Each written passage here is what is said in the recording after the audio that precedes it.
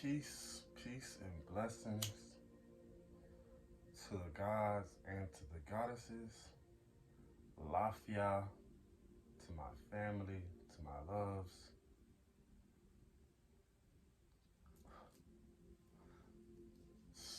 Started this morning with like a super cosmic download of sorts, but I actually had to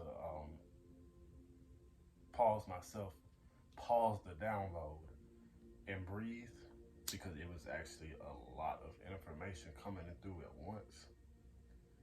So what I'm going to try to do is re-grab hold of that train of thought and get into that download.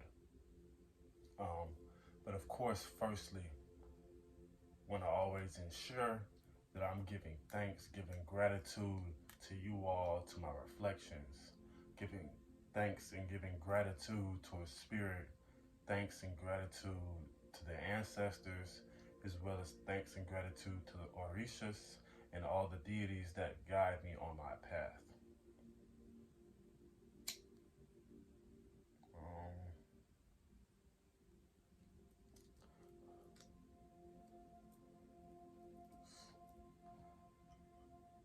So again, I'm gonna actually have to draw some things to give so we can follow along with the train of thought today. Like I said, it's a lot of information. I'm gonna try to get us back on track with that.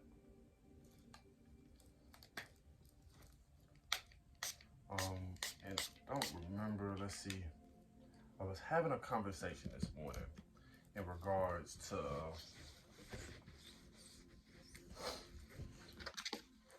clothing that led into hypersexuality, which then led my thought processing into our intrinsic animalistic nature, or what we call or refer to as the lower self. And of course, that has its own reflection that we also refer to as the higher self, or our more godly nature. The board want to come clean, whatever.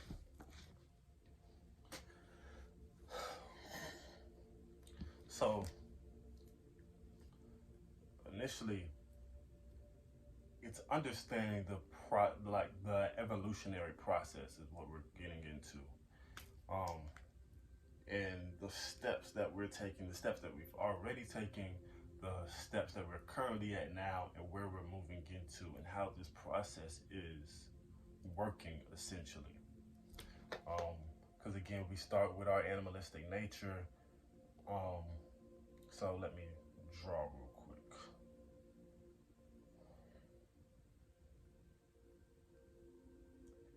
So we're gonna start with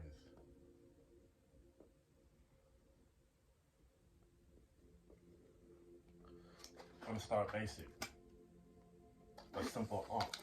We already have the understanding of that the Ankh symbolizes is the main basis, a symbol of eternal life. So what we automatically should be thinking is, if we're on a path of evolution into consciousness, into eternal life, maybe this is the pathway that we should be following along, right? And with that, in order to have eternal life, you must have energy. So I'm gonna add our energy centers, what we refer to or know as chakras. So we have our Earth Star, we have our root, we have our sacral, solar plexus, heart, high heart, throat, third eye, crown. And what I have here is nine energy centers. Instead of the basic 7, I go from an understanding of 9, which includes your Earth Star chakra and a high heart chakra. And what we understand with that is the current realm that we're in, that we know as Earth, Tiamat, is the lower heart chakra. Venus, the planet Venus, would be representative of your high heart chakra. So Earth essentially the gate into those higher realms of feeling and expression. Um, and as we walk through this path, you have your animalistic natures. So, animalistic, animal, and then you have godly.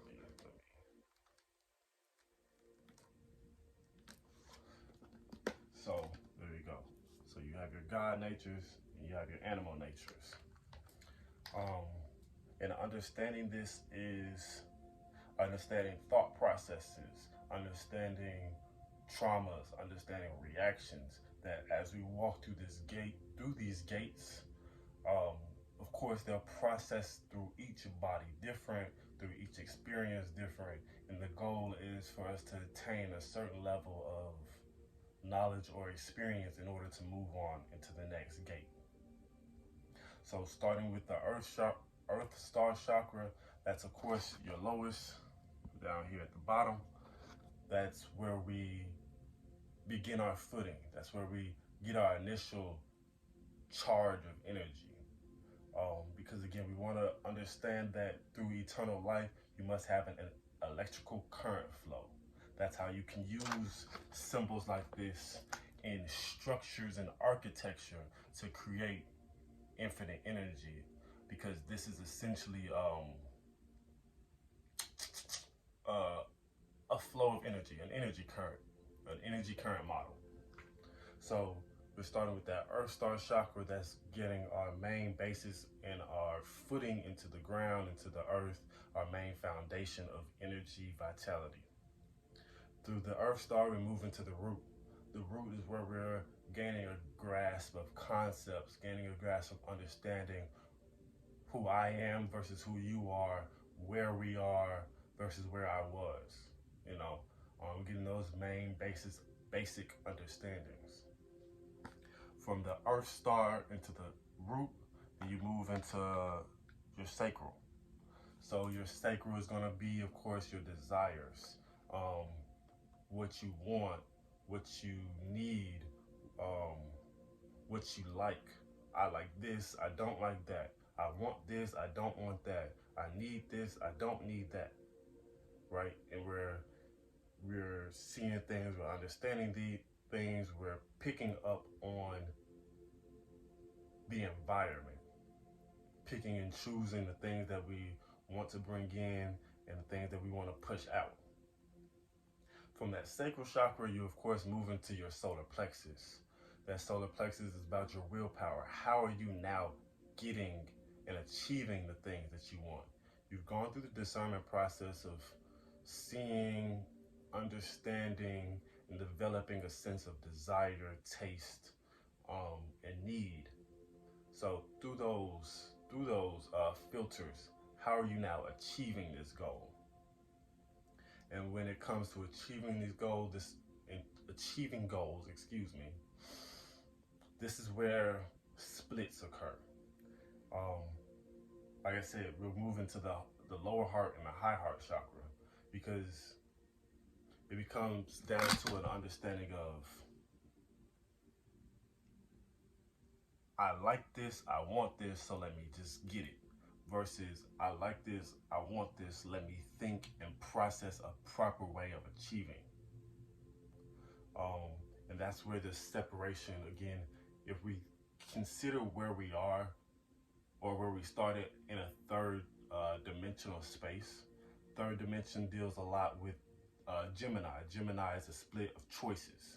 You have reflections. You have this option or you have that option. You have this path versus this path. So when you're in that state of being, you have options of ways to achieve your desires. So then as we move into the heart chakra and the high heart chakra, what we understand is intention. Because of course, you can achieve your desires by strong arming and muscling people down. You can take what you want, or you can come in with the intention to cause as least harm as possible and to bring a balance and flow to things. I get what I want by giving you what you want. Instead of just taking what you got because I want it, let me give you something so that I can get what I want. Instead of just having to strong arm and muscle it away from somebody.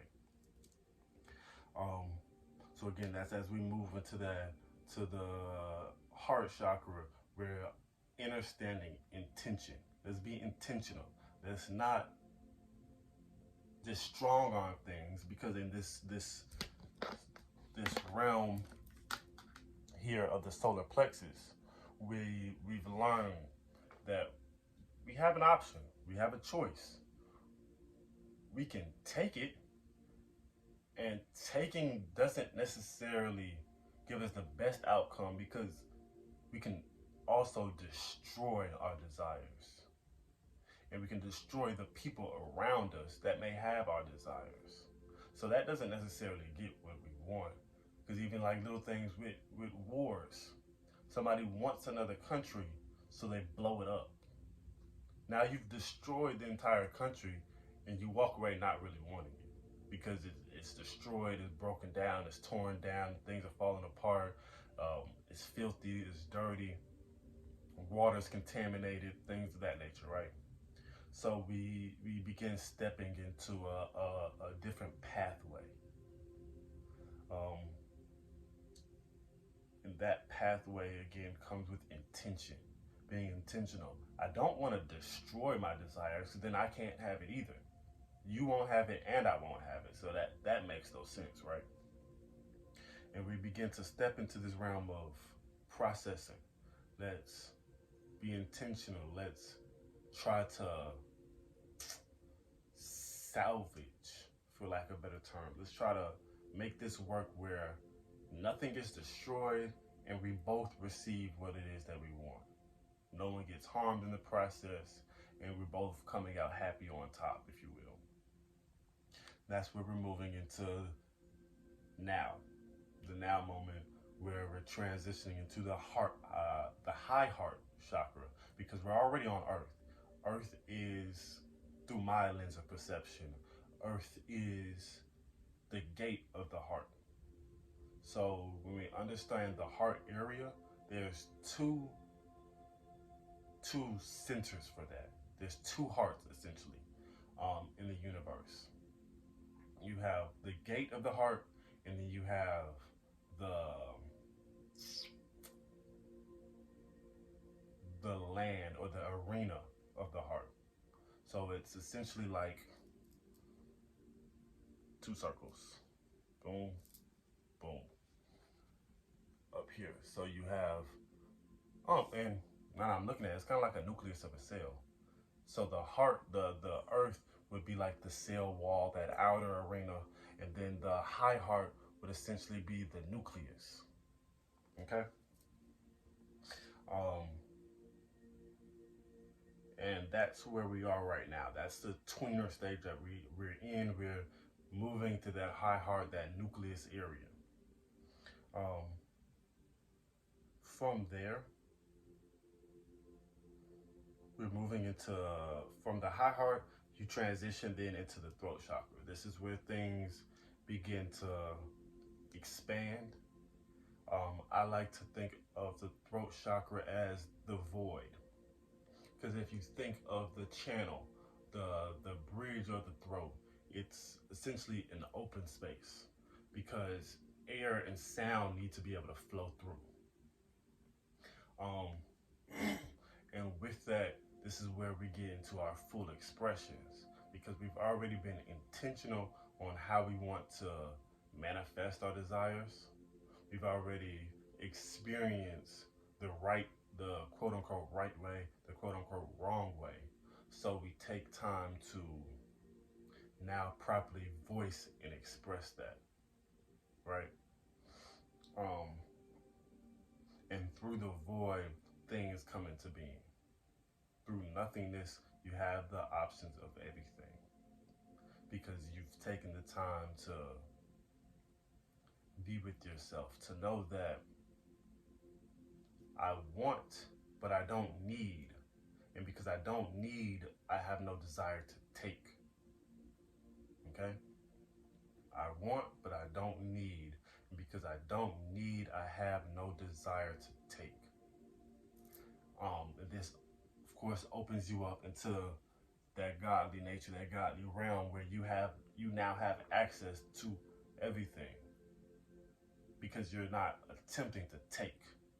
When you're attempting to take, when you're operating from that space of lack, when you're not operating from that space of not having, then of course you have nothing at your disposal.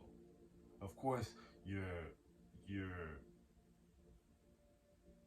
poor in a sense. You have nothing.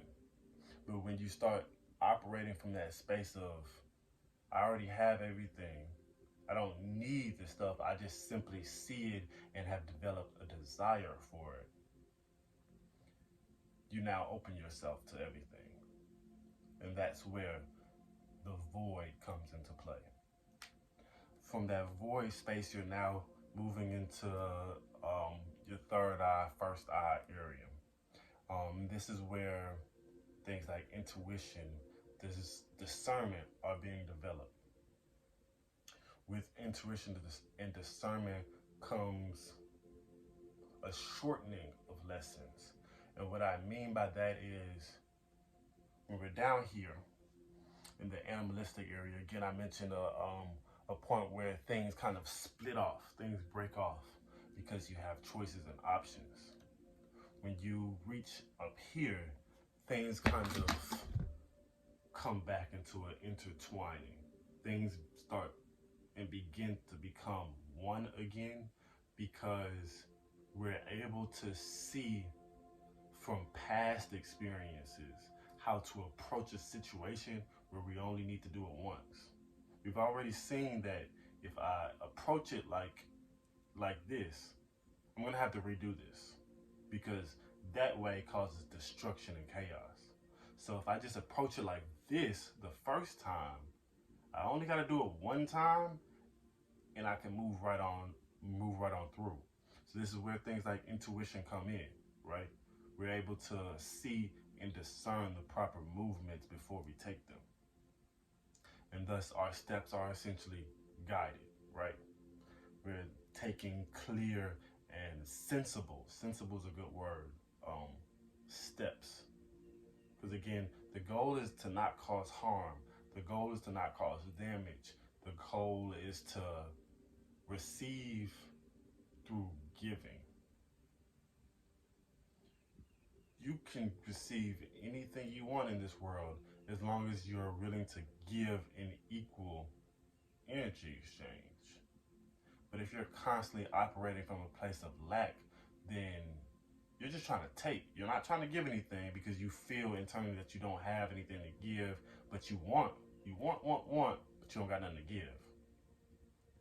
And that essentially closes you off, right? We don't want to be closed off.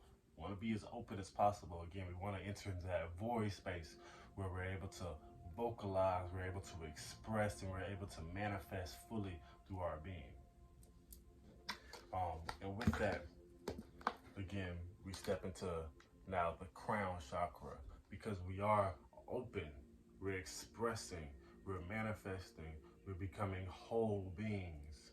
So we are now open and susceptible to the universe at large. We're open and susceptible to cosmic energy and cosmic influences because we are no longer putting constraints on ourselves when we operate from places of abundance, when we're operating from places of knowing, when we're operating from places of pure intention and experience. Because ultimately, that's what this whole game is about, is intention. Even down to things like having your heart weighed. When you step on those scales with Mother Ma'at, it comes down to purity of intention. Did you intend to harm? Because if you did, now you got to try that shit again. If you intended to help, we can talk about it. We can discuss. We can try to come to a fair understanding here, right? And ultimately, that's what we need to learn is intention. Intention is the key to eternal life. Are we being intentional with the movements that we make? Are we being intentional with the actions that we present on a daily basis? Are we being intentional with how we approach life in general? Are we operating from places of lack? Are we operating from places of abundance? Are we still being animalistic, or are we being godly, right? Intention is the key to eternal life. Um,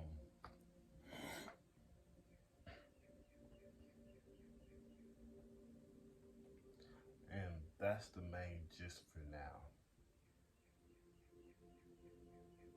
If anything else comes up, of course, I'll make a part two. That's the general understanding to begin with, to get a main basis and foundation of the evolutionary process and what we are going through currently today. Trying to come into a very intentional space. Being clear that we have no desire to harm. Being clear that, yeah, we still want to experience. Yeah, we still want stuff. We want to feel. We still want to do. We still want to be. But are we feeling, wanting, and being destructively or constructively? Are we building ourselves and each other up in order to achieve our desires? Or are we chopping everybody at the knees in order for us to stand on top so we can be the tallest out here? And these are the type of things that we have to think about and consider when we're moving through an ascension process, right? Yeah.